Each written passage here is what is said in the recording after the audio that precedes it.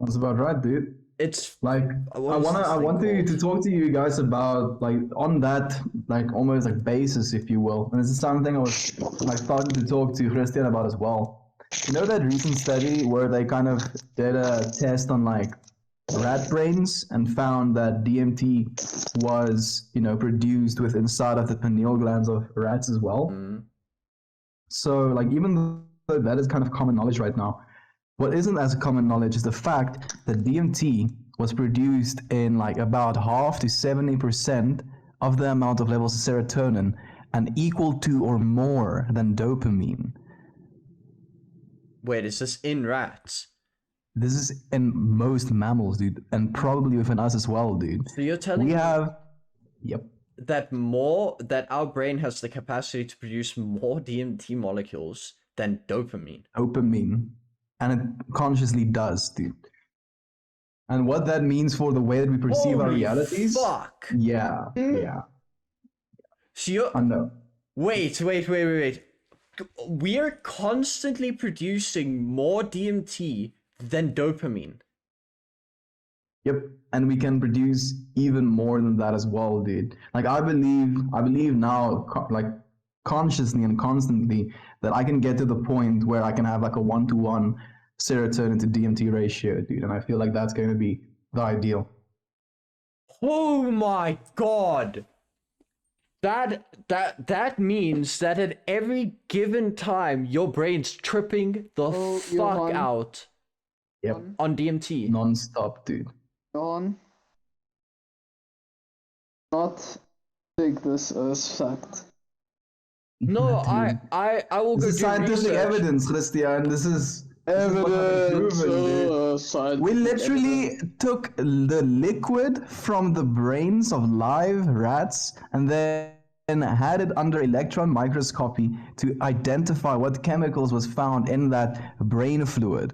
And we found these ratios, dude. I'm not saying like this is the way that it is or it's gonna like change life as we know it, but this is how it is, dude.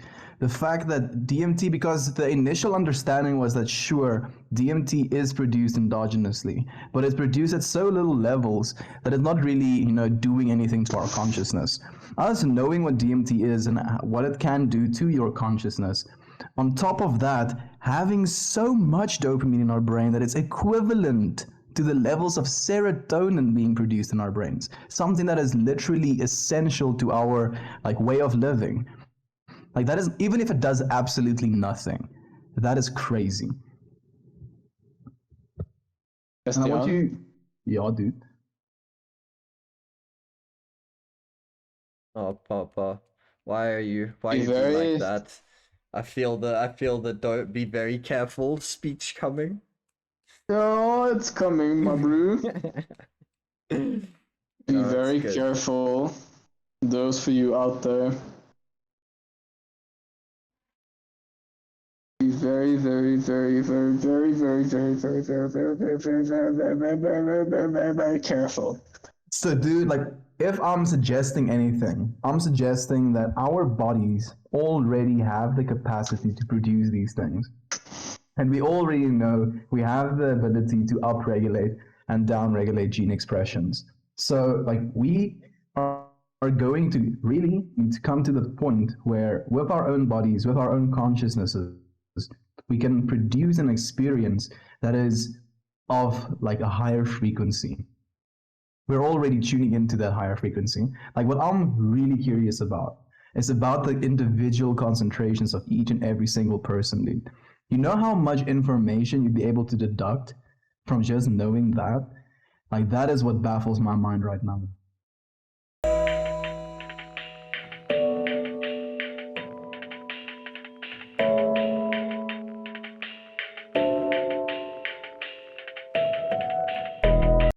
Dude, did you watch the new Kyrgyzstan video? Which one? The Newest one? dinosaurs. Oh, yo, that was good, dude. Bro, was please real tell me, good, Chris, you've man. seen this. Otherwise I'm gonna rave for 10 minutes. I don't think I have. Okay, cool. So, I want to explain Rave. this to people, Rave, bro. my bro. Go This go is free. so sick, man. So, Kyrgyzstan does this video where they play minute by minute what would have happened the day the asteroid smacked the Earth. So I'm Yeah. going to run through what I can remember, and Ashton, anything I forget, please fill in. So it would have. You can think of the way they start this is so incredible. Think about how long the dinosaurs were alive. They were alive, roaming the earth as dinosaurs for 164 million years. Humans. So they had that continuity. Yeah, for continuity 100 over fucking like Mm. your father's fucking father's ridiculous. father's fathers. As long as anybody on that on this planet that amount of time ago could remember, it was the same. It was paradise on Earth, and everybody was great. I'm sorry, 164 million years. That is exponentially more than. Yeah. We have like, been around 100,000, just as like a. Our Not- entire not species, even, no. dude. Like No, upright from sentient Homo- humans. The earliest we've been able to record human activity is about 6,000 a years max. ago. Not even 6,000. It actually ranges beyond that. It's about 14,000 BC. That's about as far as we can reach, and maybe I'm a little bit inaccurate in this, but it ranges about 14,000 years ago. Do you know how stupidly And look what we've small done. that time scale is? 14,000 years. It is. It's Yeah. actually laughable. So It's actually now you can imagine the dinosaurs, stupidly bro. 164 retarded. million years. They were just Million. going and going, and they were like, "This is the way life is." Yeah, and Like- now one night you're lying, and a new star appears in the sky. It looks like a regular star, and you don't know any different. You don't know what stars are. And you're every day it gets a little bigger and a little bigger and a little bigger until like a week out, it's as big as the moon. And then a day before it hits, it's as big as the sun in the sky. And then one day that thing smacks the ground. Now, to give an idea of how big this thing was, it's 10-kilometer radius, bro. It is as tall as we fly commercial intercontinental flights. It's massive. Bro, that is poos big. Like, It's puss big. bro, it's 2 kilometers taller than Everest. The whole asteroid was bigger than Everest that hit this planet. So at the moment of impact, the microsecond that asteroid hits the ground, it vaporizes from the amount of force as it starts smacking into the planet. For 1,500 kilometers around the impact site, everything turns to plasma. To fucking nothing. Plasma, bro. For 5,000 kilometers around the impact site, within a second, something stupid like Mach 8 winds smack through everything, turning literally everything on the entire southern American continent to nothing, to literal dust. Atoms. Bro, it hit the ground and it had so much force, it turned stone into liquid. It liquefied the stone it hit in the ocean. So it hit the ocean and then liquefied 20 kilometers down of stone into a fucking, or it was either 20 or 200 kilometers. 200, either 20 kilometers Square. or 200. Yeah, I think it was 20 kilometers. Square kilometers. And so it smacks and turns all of that to liquid. The water that it hit, because water doesn't compress, all of that water flies outwards. The southern coast of America gets hit by a kilometer tall wave. A kilometer, bro. A Tall. kilometer water. tall Wave. wave. The other side of the planet gets 100-meter tall waves. The other What? side. No. Yeah, No. yeah. From it going around the world. Do you know how tall a 100-meter wave Bro. is? Dude. Can you try to fathom that in your mind? 100-meter tall wave. I think the wave that hit Tokyo back in 2011 was 40 or 50 meters tall, which is huge, push big as well. But on the other side of the planet from where it impacted was 100 meters fucking tall. Bro, it would have turned every single, I think, what was it? I think it was magnitude 11 earthquakes happened globally. Not like centralized, the entire planet literally cracks and breaks as magma starts spewing out of the areas where there's now open holes. Okay, Johan, maybe you're a little bit more informed than I am. How large was this meteorite's radius? Radius 5 kilometers. Yes. Diameter 10. 5 kilometers. Bro, Right? yeah. In the relative comparison of the Earth, right? Yeah. 10-kilometer radius. That is Pusol, right? Means nothing. But Yeah. this thing is hitting this Earth like a bullet going through flesh. I think they said it hit at Mach 60. So 60 times the speed of sound it hit this planet. So you can imagine how much force translates into a 10-kilometer diameter asteroid hitting the planet at 60 times the speed of sound. It's like trying to shoot the Earth with APDS rounds, armor-piercing rounds. Yeah, and so, but what now, the most insane part about this is where it hit the ground, you can imagine that 20 kilometers of stone that's liquefied gets fired up and out. So all of the stuff and the asteroid and everything that is now liquefied flies up and into our outer atmosphere. Some escape our gravity with enough force, but most of it starts raining down. And you know what happens to something that travels fast through our atmosphere. It heats up. So now you have little balls of molten rock hitting the entire planet. And as they're traveling through the air is getting heated up. So they say there's two theories on this. We're not 100% sure. One theory is that it got about 180 degrees Celsius for a couple hours, the entire planet, from the amount of extra heat generated from the stuff landing down. Or it turned to 1,800 degrees for 10 to 20 minutes. Turns the whole world into like a super air fryer. Yeah. So within 5 hours of the asteroid hitting, 70% of the population of this planet, of all life on this planet, was dead. Imagine how quickly 164 million years of continuity died. One day, dude, everything is one day. Not even one day, a couple of hours, bro. Hours, bro. Like, I'm thinking now, like, you go to sleep, you wake up to day 1, right? Life is the way that it is. You go to sleep, you wake up to day 2, life is literally unrecognizable. Yeah. Gone. Dude.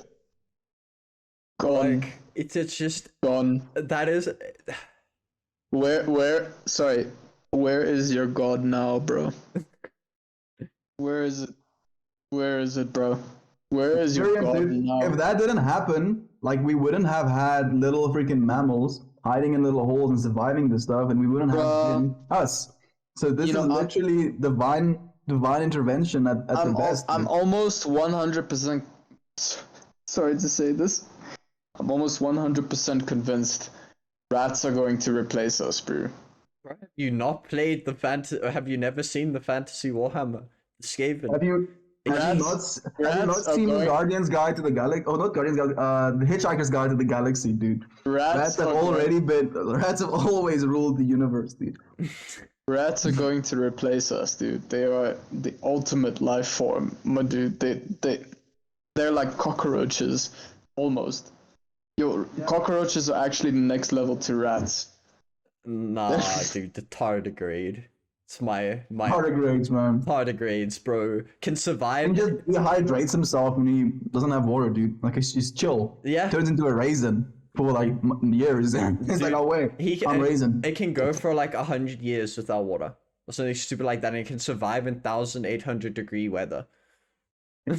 It's just disgusting. Mad lads. Mad lads, bro. Nah, dude, this is magic, man. Listening to that, like, trying to picture what happened to the dinosaurs is one of the most insane thought experiments. The amount of power that this earth just shook off and made life again and obliterated all its tiny little fungus is ridiculous. You know what's the funniest thing for me? Yeah. Can you imagine an asteroid 20 times the size of Earth Yo, dude. starts heading in our direction. Like, it wouldn't be possible, unfortunately, because at that mass, it would actually collapse into either like a star or like a gas giant or something. No, not 20 not 20 times the size of Earth. It won't. It'll fly, my dude. Through space, it'll fly. No problem. Are you Maybe sure if it's about like that? a super non-dense rock. But Earth Yeah, is it pretty has to much be at the porous. max limit of what planets can sustain. After this, its gravity takes a lot of pressure down on it. Rock All I'm saying is 20 times the size of Earth, right? Like, it's possible for a planet to technically be flinged from its like galaxy and like hit us. So like go over an entire planet. Why not? Yo, dude, imagine another Earth-sized thing hits Earth. That's terrifying. Physics times, you go 20 times. Not even the size of Earth, bro. Let's say half the size of Earth.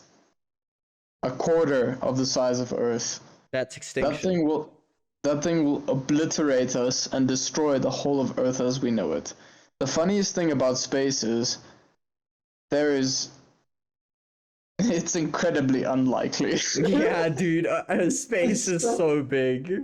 It's so ridiculously unlikely that will ever happen to us, and I think that's why we've been surviving for so long, is that it is so stupidly unlikely that we'll be hit by an asteroid that will destroy Earth itself. You know what the problem is though? Is we don't really have that great of technology to like find asteroids before they can potentially hit Earth.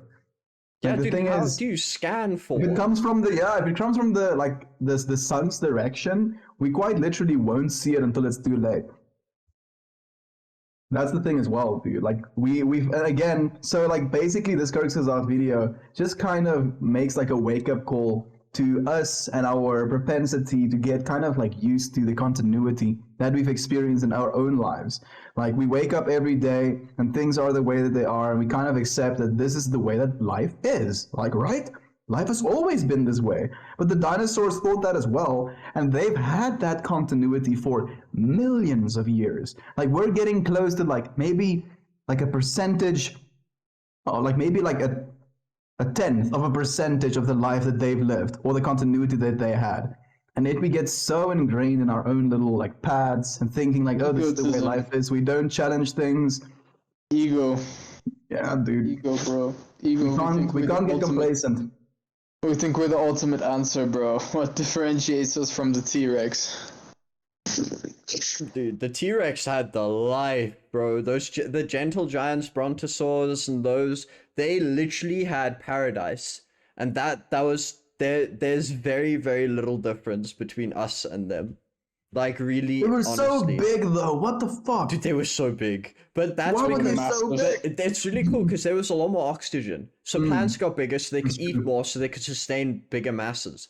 Dude, that's just crazy, man. Like, imagine human beings at that scale, dude, just walking about, driving cars at that scale. Bro, that's what you're doing right now, bro. Yeah, like to other How teachers. the fuck do you think an ant perceives you, dude? Yeah. Your dude. Like, that's actually very true. An ant looks up to you and it's like, what the actual fuck?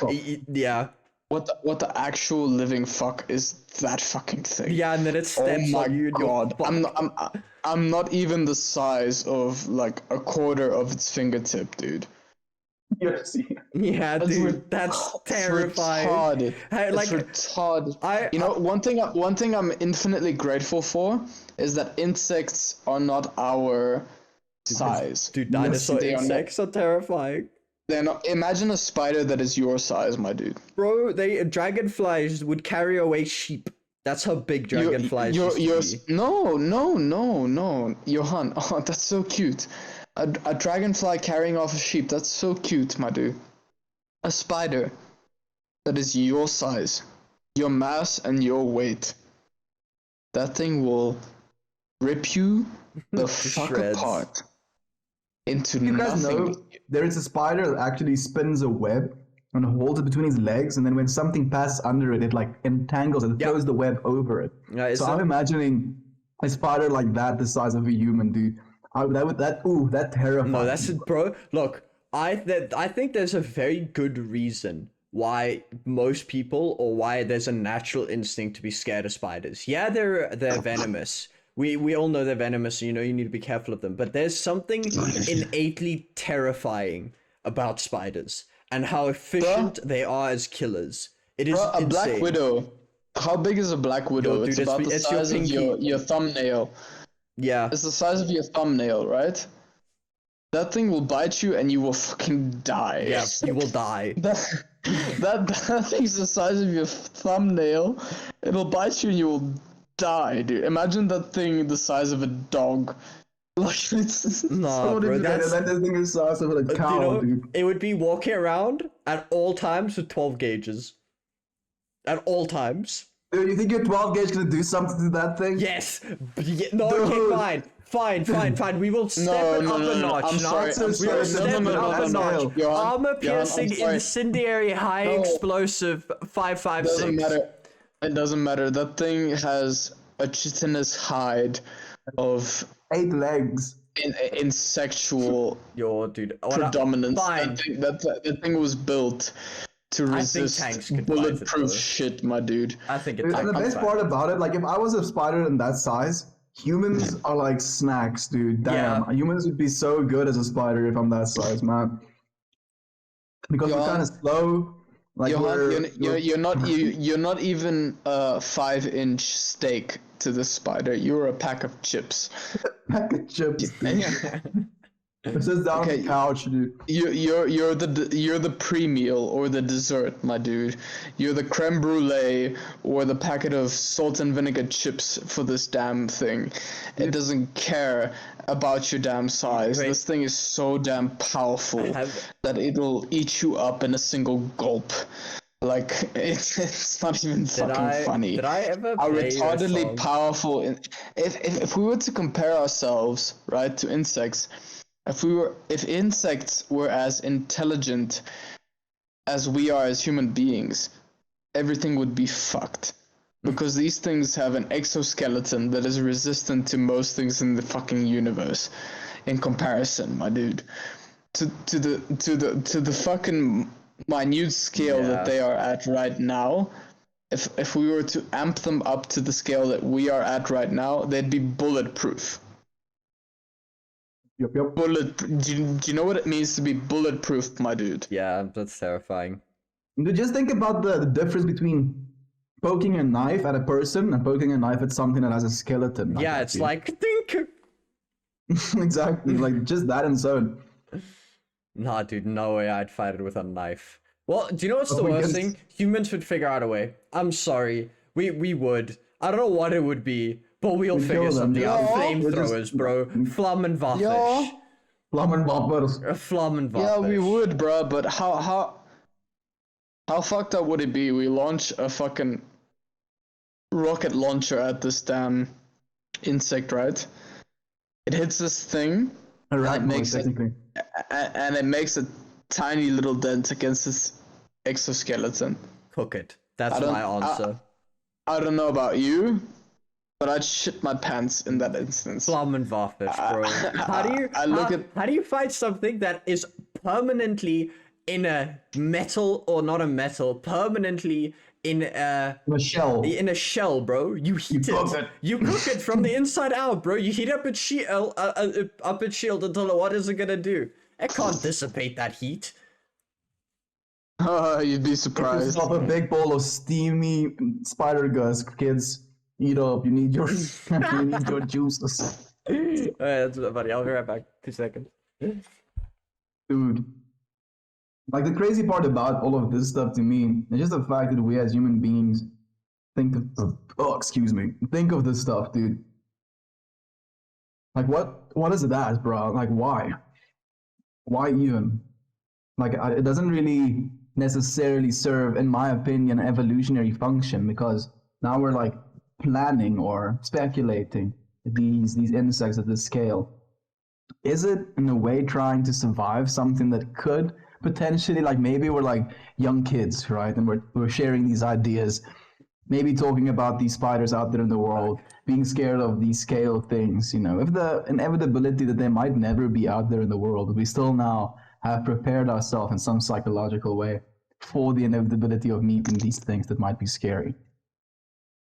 That makes sense. Are we talking about our ability to think about things in the future and to see threats that might not even exist? As No, just to like the ideas we share. Like I'm trying to kind of like reduce it to a function. Why do we talk about stuff like these, like spiders, which technically would be something we encounter in our lives, right? Realistically, and yet we can share ideas like this. Like I'm wondering if there's an evolutionary function to doing stuff like that. evolutionary function. I think it's the prep of unknown. I think that's what it is. I think we see things so often in our lives that we like thinking about things that might never be a possibility, but it gives us I don't know, it gives us a bit of extra knowledge. It's like the idea that of just talking about this, I just thought of the idea of how if you go back in time, how do you kill knights really effectively? You cook them. That it's a cool idea now that I've gotten from talking about something that might never ever happen, but now I've gained some extra knowledge about our world from this conversation. It's been entertaining as well. I've gotten some dopamine out of it as well. Yeah, like definitely on that case, and I do agree with you what you're saying about the possibility of these things never being out there, but just exploring it for the fact of exploring it. Yeah, we love experiences, bro. It's literally like every human craves more experiences. We've just classified experiences as money because that gets us experience, but people on the very basis crave experiences.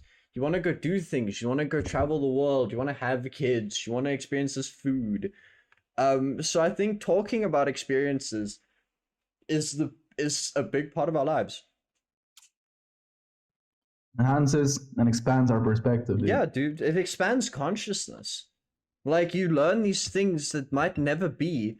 You create this world that literally will never be a thing. It is not possible in our reality for ants to be as tough as they are and be that big. It's impossible. Their weight would kill them. The gravity on this planet is too much. Maybe on other planets, but this one, no. So sorry for interrupting you, Johan. Yeah. I just want to say this before. Like, I like to think about stuff like that instead of thinking of it like, oh, like these things need to happen on our planet or these conditions need to be met. If we can think about it in our finite minds, a divine and infinite mind would have already created these things that we can imagine. So we can technically assume that these things that we can imagine already exist. it's somewhere. In this literally infinite fucking Infinite. universe, it is somewhere. There are the size of fucking us intelligent spiders. There are, and that is terrifying, but so cool, bro. Like I think that this medium that the universe has been made in is the ultimate form. It is genuinely the ultimate form of creating things. You can literally do anything you want. With this, you can create a flying thing. You can create literal magic with like we've done with Bluetooth. It's retarded. It's retarded what you can do with atoms and the way this world's been designed. Absolute blessing. Dude, it is. It fucking is. I'm in the process of rolling myself a joint. This is something that gives me so much joy, and I hope more people will experience the joy that is chatting with friends and having a joint. Chatting with friends and having a joint together, even more stonks. It is more stonks. It is more stonks.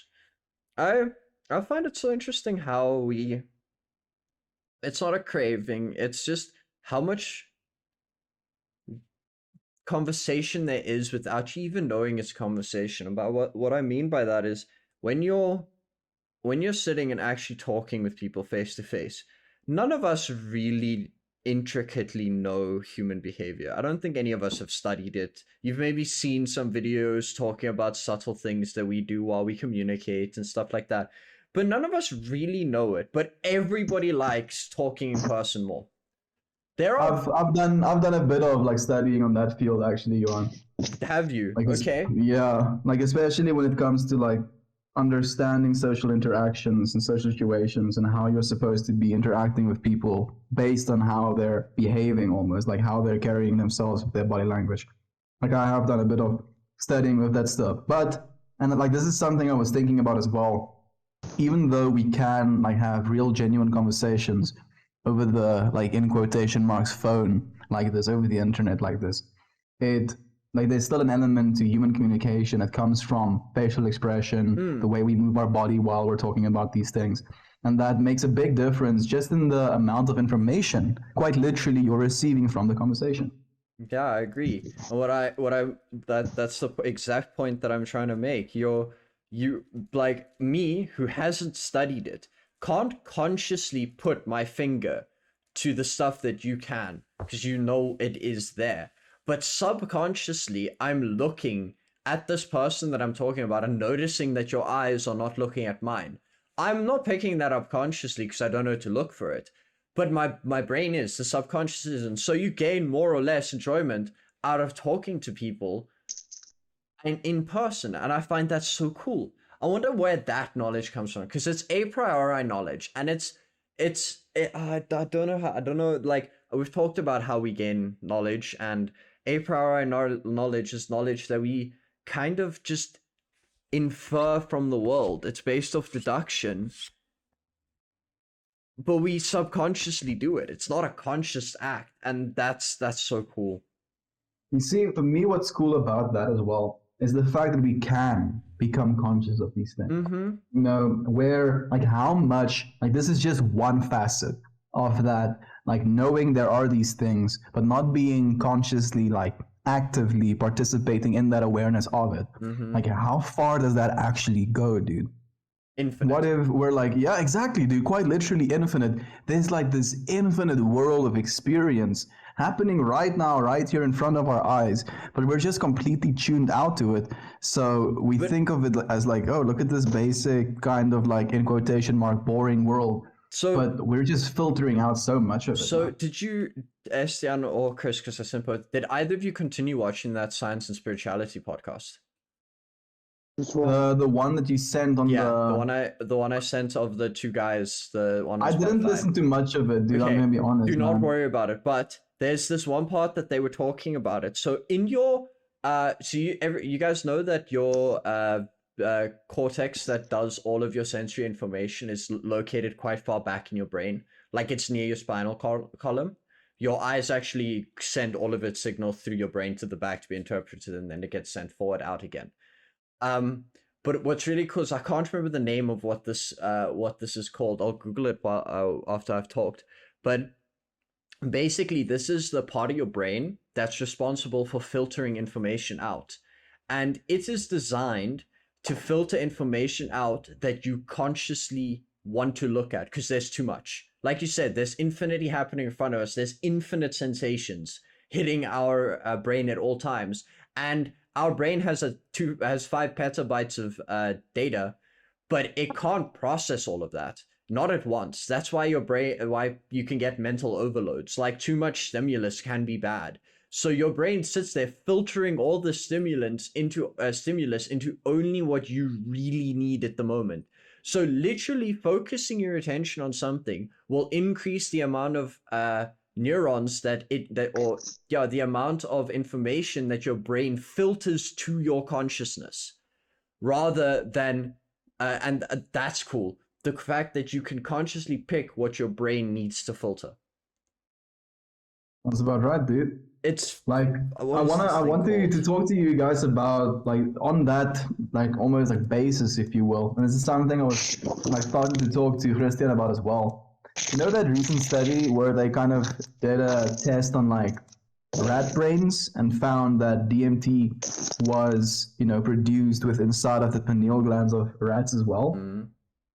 So like, even though that is kind of common knowledge right now, what isn't as common knowledge is the fact that DMT was produced in like about half to 70% of the amount of levels of serotonin, and equal to or more than dopamine. Wait, is this in rats? This is in most mammals, dude, and probably within us as well, dude. So you're telling me... Yep. that our brain has the capacity to produce more DMT molecules than dopamine. Dopamine. And it consciously does, dude. And what that means for the way that we perceive our Holy realities. fuck! Yeah. So you're I know. wait. We are constantly producing more DMT than dopamine. Yep, and we can produce even more than that as well, dude. Like I believe now, like consciously and constantly, that I can get to the point where I can have like a 1-to-1 serotonin to DMT ratio, dude. And I feel like that's going to be the ideal. Oh my god! That means that at every given time your brain's tripping the fuck Johan. out Yep, on DMT. non-stop, dude. John, not take this as fact. No, Dude. I will This go is do scientific research. evidence, Christian. This is what has been Evidence. proven, dude. Scientific We literally evidence. took the liquid from the brains of live rats and then had it under electron microscopy to identify what chemicals was found in that brain fluid. And we found these ratios, dude. I'm not saying like this is the way that it is or it's gonna like change life as we know it, but this is how it is, dude. The fact that DMT, because the initial understanding was that sure, DMT is produced endogenously, but it's produced at so little levels that it's not really, doing anything to our consciousness. Us knowing what DMT is and what it can do to your consciousness, on top of that, having so much dopamine in our brain that it's equivalent to the levels of serotonin being produced in our brains, something that is literally essential to our like way of living. Like that is, even if it does absolutely nothing, that is crazy. And I want you, yeah, dude. Oh, Papa, why are you Be being very- like that? I feel the don't be very careful speech coming. Oh, it's coming, my bro. Be No, it's very good. careful. Those for you out there. Be very, very, very, very, very, very, very, very, very, very, very, very, very, very, very, very, very, very, very careful. So, dude, like, if I'm suggesting anything, I'm suggesting that our bodies already have the capacity to produce these things. And we already know we have the ability to upregulate and downregulate gene expressions. So, like, we are going to really need to come to the point where, with our own bodies, with our own consciousnesses, we can produce an experience that is of like a higher frequency. We're already tuning into that higher frequency. Like what I'm really curious about is about the individual concentrations of each and every single person, dude. You know how much information you'd be able to deduct from just knowing that? Like that is what baffles my mind right now. And then being able to know that information, use that information as a basis on which you can build, dude, on which you can like help yourself just by educating yourself about your current state of being, dude. Yo, man, I look forward to what it can do for humanity.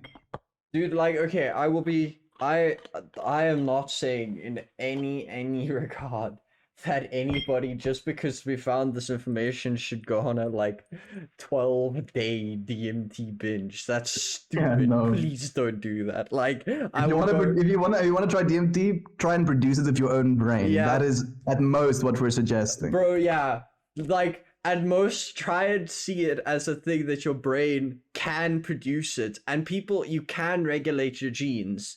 So maybe it's possible to upregulate that and it would change your perspective. Maybe it doesn't at all, but please be safe. Don't be a dumbass. Don't go do something that is unsafe. We all have intelligence. That's such an objective thing to say.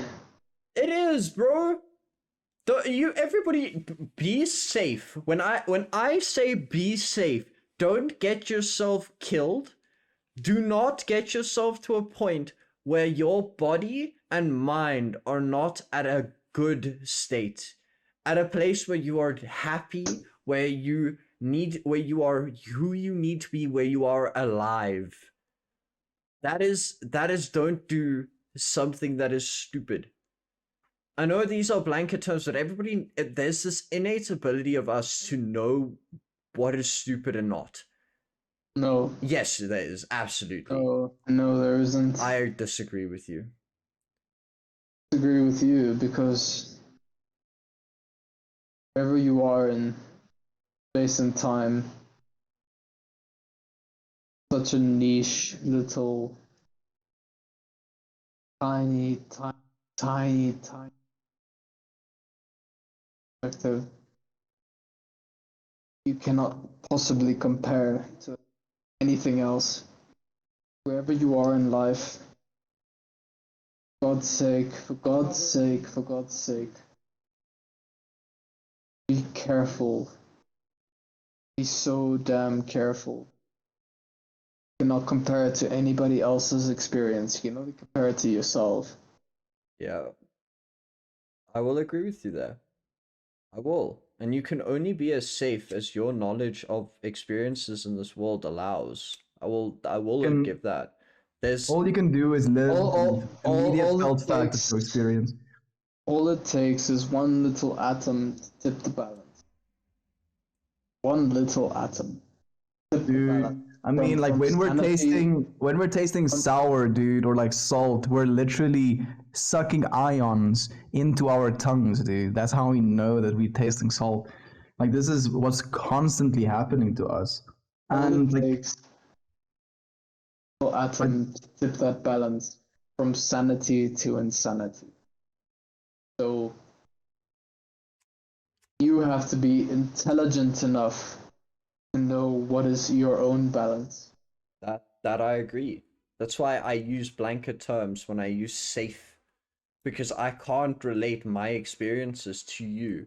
You know what is safe Correct. for you. Correct. It's exactly why I say the way I do. It might sound condescending or in a way of like, yeah, this is the No, right way. it might sound expecting and Becting? expecting. BECK. For lack of a better word, expecting is a good word. Oh, you kept cutting out with an E, and all I heard was Becting, and I was like, I know a lot of words, but I've never in my life heard Becting as a word. Okay, I'm sorry. Yeah, expecting. Expecting. You know where you are in life. Nobody else will. You be very, very, very careful with that, Yeah. because you're the only one that can tell what is enough. Yep. It is a terrifying argument. Very, very terrifying I argument. think it's liberating, bro. I'm sorry. I really think it's liberating that you can make your own choices, make your own mistakes. dude, like we're not stopping people from skydiving. Like, quite if we want to be really realistic about something, like, and close your ears, anyone who doesn't want to hear what I'm saying. So, am I covering myself like that? It is more dangerous to skydive than it is to go out and seek like an external substance to give you some sort of experience. Let me just put it in that way. But we're not banning people or stopping people from skydiving, because that would be, contrary to what we believe about this world at the end of the day. Yeah, freedom. No, everybody needs to make their own choices. It's literally the most liberating thing in the world. I love it. That's why I think freedom of information is so important. People shouldn't be kept in the dark because somebody else thinks it might be bad for you. I'm sorry, I don't think that's a realistic expectation. I think people are clever enough to know what is good and bad for them, and sometimes people get lost. That I will say, sometimes people get lost, and it is possible to get lost. And that's also not if you are lost, there is no shame in asking for help. And you shouldn't go seeking something that'll make you feel better outside of you. That is the biggest point that I have learned in my life, is that no matter how much external happiness you have, you are the core producer of the dopamine in your brain and serotonin. And no extra substance, nothing else can force you to produce more than you yourself will produce.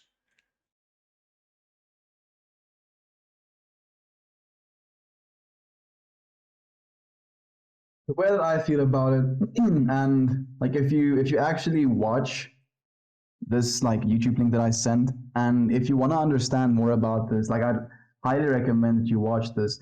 Like they kind of went into a podcast, like the creators of this. This is actually how I found this documentary. I was listening to a podcast about them talking about new discoveries that they've made, and this is just like the first version of it. Like this quest is like quest number one. They're gonna have a quest two coming out soon. Sounds like I'm repping them. Anyway, like they were talking about how with this understanding of our brains producing this much dimethyltryptamine, you could kind of think of like everything else, be it cannabis, be it lysergic acid, be it mushrooms, can actually just be an antagonist to your own produced DMT, dude. So the thing itself doesn't actually do something to you. It's you taking off filters and then experiencing more of your own divinity, dude. And that, like, I think that could be such an amazing thing, dude. Because like you can literally then use water, and I've been doing that as well, dude, with intention to stimulate that like filter being released, or that filter that you look through intentionally. Dude, brain chemistry is nuts. Like, it is actual fucking magic, man. We have almost no idea how this fucking thing in our skull works. And it is so cool. It is so, so sick.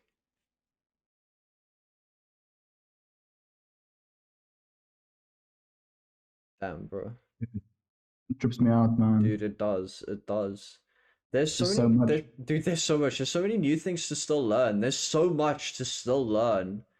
Um, just about everything. I mean, the muon discovery that told us there's new uh, sorry, what do you call it? New building blocks. There's new subatomic particles that we didn't know about. Like, that's a field of study that now is being opened.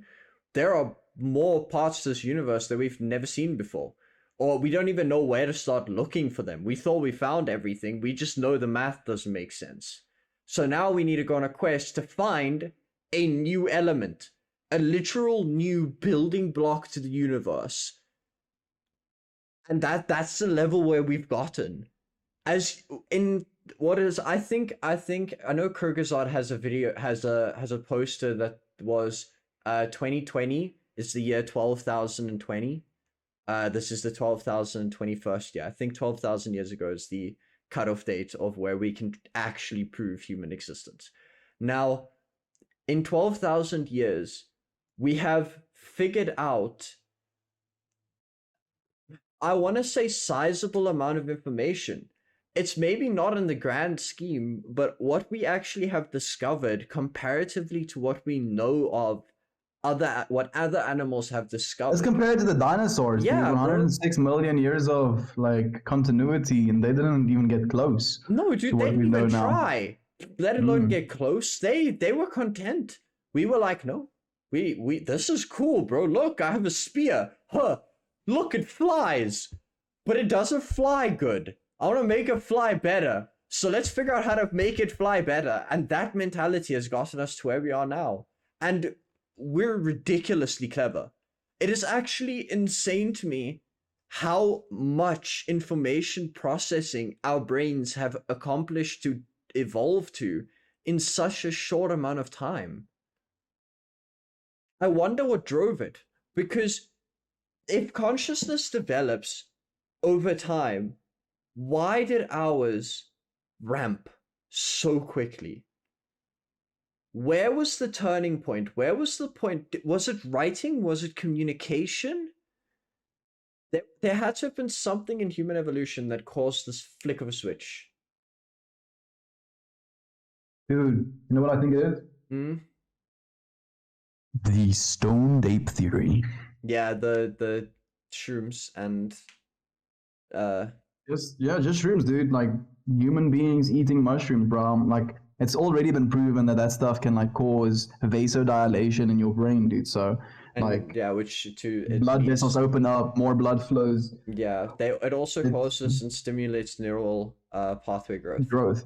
Yeah. Exactly. And it oxygenates the brain as well, increasingly. So like everything that the brain wants to expand and grow, it gets as a result of this thing. And if you as a species start to realize that and then start to eat them with that knowledge that you realize, oh, I usually am just stupid monkey, but now I think, what if I'm more? Yeah.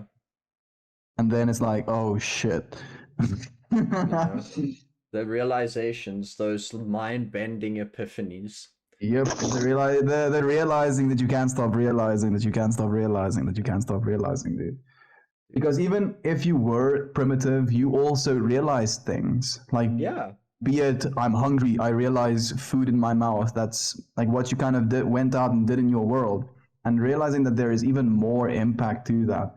And then learning how to communicate that to your fellow like beings, dude. Man, it's a trip. What I You still there, Christian? Nah, he muted himself. I don't know where he went. I'm gonna go outside. You keep talking. Like I'm gonna switch over to my phone. I'm just Yeah, gonna sure. smoke a joint. What was I gonna say? Uh, hmm. Thank you for the beauty of our universe. Thank you for the beauty of our universe. That's yes. Now I remember where I was going. I love how your brain can just by just being close enough to the neural pathway where you were, your brain can find its way back to a thought. This thing is ridiculous. But yeah, so I've spoken about it quite a few times, but I would fucking love the ability to travel through time. Even if it's not I just the ability to take my own atoms and flip their whoa. Imagine if you could just flip the entropy of your atoms. Suddenly you start moving backwards through time. Because entropy Otherwise, you're gonna turn back into a baby. We're gonna work that way. yeah, I know you'd have to flip all of the atoms in the entire universe as entropy. Also, have to like get cells to kind of re-merge themselves. Yeah. Do they have? I don't think. See, well, now that's the question. If you reverse entropy, and would cell growth go backwards? Would you start? Because if all of the atoms are spinning the opposite way, and it's the spinning of electrons that is actually powering most of what the world is. If you take their spin and you reverse them, would all things not start going backwards? Cells would merge back into each other, because suddenly all of the magnetic fields, everything in the universe would flip. I don't know what the answer to it is, but it's really cool. I don't know if you saw.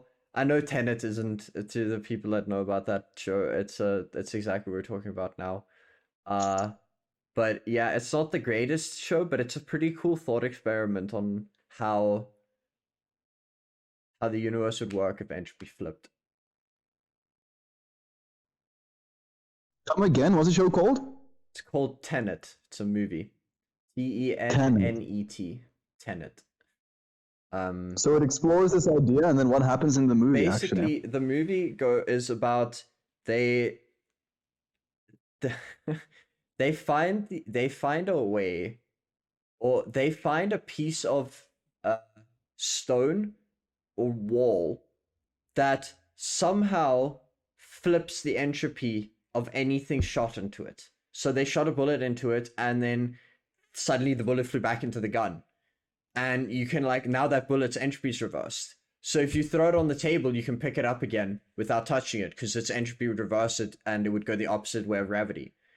Now I don't know if that's how true all of it is, but it's a pretty cool like the idea. And so suddenly like there's a bunch of problems with the actual not the entropy, but the show. Like there's this one part where they have to wear masks while their entropy is reversed because they can't breathe reverse entropied air because the air would obviously just flow back out of your lungs. But then they don't care about any other bodily system like your heart pumping blood backwards and giving more and more carbon dioxide to your body. But in any ways, that part can be ignored. But and then so these people figure out a way to actually flip entropy, so you can walk into this place and then it'll flip your entropy, and then your entire being would flip and somehow cause the world to flip entropy as well. And so there's a bunch of problems with it, but it's a pretty cool action movie. It's a pretty cool concept. There's a bunch of cool twists in it that I won't spoil. And yeah, it's worth a watch if you just have something like a night where you want to watch something with background noise.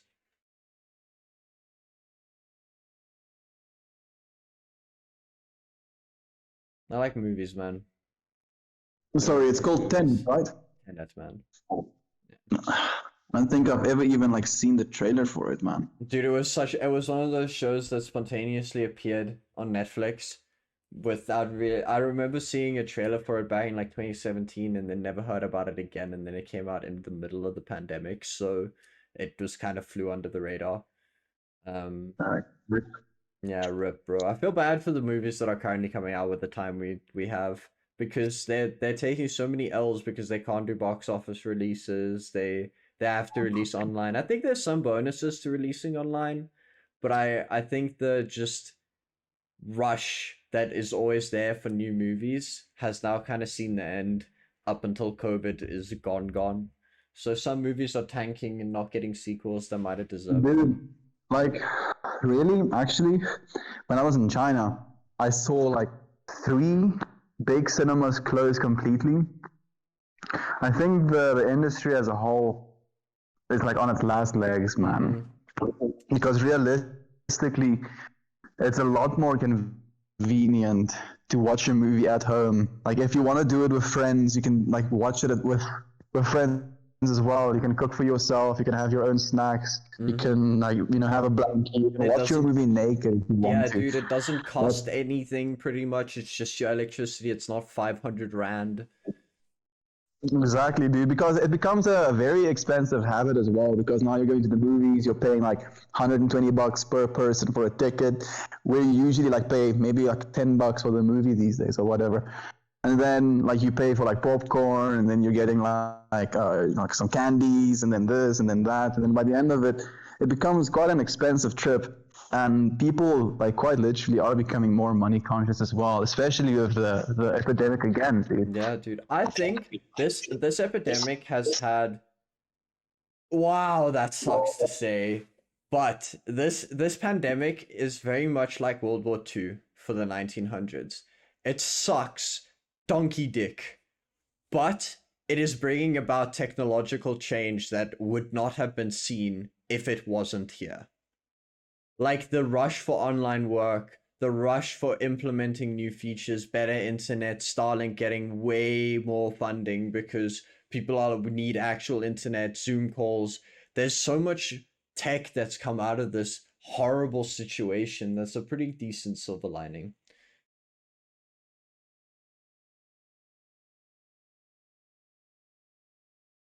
Wow. So much to think about in life, man. Sorry, dude, I keep muting myself and then talking to you and then not realizing. I was saying, like, I think, if anything, this was like a wake-up call for humanity. Like Mama Earth, like, kind of made us realize, like, look at all of this stuff. Some things are going to have to change. And yeah, like, I think, as you said, I think it's making people more and more aware of how thankful they are for genuine human interaction as well. Yep. Something that was so taken for granted now for thousands of years. again because we keep making that mistake over and over and over. I mean, we've had how many huge pandemics happen recently, and by recent I mean within the last 300 years. There's been like 3 or 4 major ones, and every time we forget how important human interaction is to us. History repeats itself constantly. Constantly, bro. All right. What the fuck, dude? Where the fuck have you been? I've been vomiting in my back garden. Nice. Really? You- Sorry. Nice. Sorry for that. Nice, bro. How much have you had to drink? Enough to kill a horse. I'll tell you that. Nice. On that note, I will say good night because I am in no state to continue this damn conversation. Cheers, man. Love Very nice. love and light to everyone out there. I'm so sorry. I'm so sorry. No. Nothing to be So sorry about. sorry. There's nothing to be sorry about. You can do what you want to do. This is human That is expression, Dude, man. it is human expression. Human expression, and this is what we are living with. This is what we are dealing with. I am so damn terribly horrified by the humanity that exists around us, as I am a part of it right now. I cannot continue this because, yes, I am not worthy of it. Not currently. Perhaps in the next one. Alright? Yes, We're bro. always Love everyone. Christian. Love to you, man. Love and light, See you love again, and dude. light, love and light, love and light, love and light, love and light. Bye. Love a land, love a life. Everybody, take care. Everybody, stay safe. Everybody, know your own limits because I did not know my own tonight. Take Cheers, Chris. the utmost care and be careful, kids. Everybody, be careful out there. So much love. So much love, and we'll chat at the next one. All right. Love you too, man. Yes, man. Take care. Bye bye. Nice. Man, I love that dude. I love that dude as well. Oh, bro. Humans, we are the weirdest motherfuckers in the entire world. Like, there's no animal comes close to how weird we are. Dude, that's legitimately why I have this fascination with maybe one day meeting aliens as well, dude. Because imagine meeting something so completely different and so like help me with that word. Intricately. Intricately. Yeah. Thank you so much. My Like pleasure. complex as well, and being able to have a conversation with that and their experience of life and how they think about sexuality, what they think about the state of planets, like the people that usually are the ones ruling, how life experience Dude, is supposed imagine to be that, shared. like, political systems. I know that sounds Dude, weird. I People would, are, yeah, I was genuinely also something I'm interested in, man. like, I know people are always don't like politics, but imagine you to have a political discussion with an alien would be so cool, bro. I don't mean a debate, I mean a discussion. Talk about it. Find Dude, their can I opinions, be honest? dude. I can kind of see it right now as having a conversation with an alien about our politics and him just being like constantly, wait, what? They're doing what? Yeah, They're what? doing, and then what? And then they're doing this as well? What? and people are allowing these things to happen? Yeah. Yeah. Dude, yeah. Man. Or it's gonna be like, yep, same shit, dude, all Yeah, over. Like all that's over. I would hate that though, dude. I don't want that to be the reality. Man. Just maybe the great filter is just our inability to get over our ego. That is it. That is Dude. that is the filter. It is our ability, and you transcend ego to actually transcend into spacefaring civilization. Yeah, dude, you have to kind of realize that you're a part of a whole. Like genuinely realize that you're a part of a whole. Because if you, like, and this is something I was talking about today as well. Like if you, like, and this is something that made me so depressed when I genuinely realized it, is this understanding that if I die, people are going to move on with their lives. And like being attached to that as something that is to be sad about is kind of expecting the world to revolve literally around Yep, you. it is So instead of absolutely. Exactly, dude. And that's such a deluded way of thinking about things. So, like, realizing that instead of wanting that of the world, I get to be something for the Yep. world, right? And then I get to contribute to it and make it a more full, more loved, more enjoyed, more loving place at the end of the day. And if that is going to be, the ultimate mission at the end of the day, then so be Dude, it, dude. Like, it you have is to. it's almost the only mission. The mission to make sure that you leave the world a better place than you found it. And that you don't do by forcing people to change. You do that by changing yourself. Being the change you want to see as well, man. Like that is something that's so cliche to say, but it's so real Dude, it when you is. realize that you're doing a lot of the things that you feel you dislike in the world. And especially when you talk about the things you dislike in the world, you're like judging it from a place of resenting those aspects within yourself as well. Yeah. No, it is. It's such a good thing to look at yourself with love, because when you start doing that, you actually look at unambiguously. I think that's the right word for it. You look at yourself for who you are, because you know you love yourself, and it is not you looking to hurt yourself. It's you looking to make yourself, to uplift yourself. That's the word. You look at yourself to look at the problems you have. You realize the problems in the world, and you look and you see if you have those. And if you do, don't be angry at yourself. That's why the world has the problems it does. It might be a natural thing that we've evolved to. So now it's time to look at that thing and go, you know what, I'm better than that. I have consciousness. I have the ability to change who I am. So I'm going to. And I think that's a really important realization that people need to have as well. And I feel that's also a very fantastic note to end this podcast on. I completely agree with you, my friend. Thank you so much for this time that you spent with me. Dude, thank you so much And for with the rest of our friends as well, dude. Like, Yeah. you friend, you maybe like one friend listening right now. This is a very intimate moment because there's probably like a single person listening to this, like spread over time. Like either like one within the next week will hear this, and then maybe like again someday in the future. You friend, I see you. You listening right now. I love you. I love you too. There we go, dude. I And realize that. have an absolutely fantastic day. Yeah. Go out and love someone else as well. Yeah, make somebody else's day better. I love you. I love you, Estian. I love the world. Bye. I love you as well, you are. Have a great night, man. Bye bye.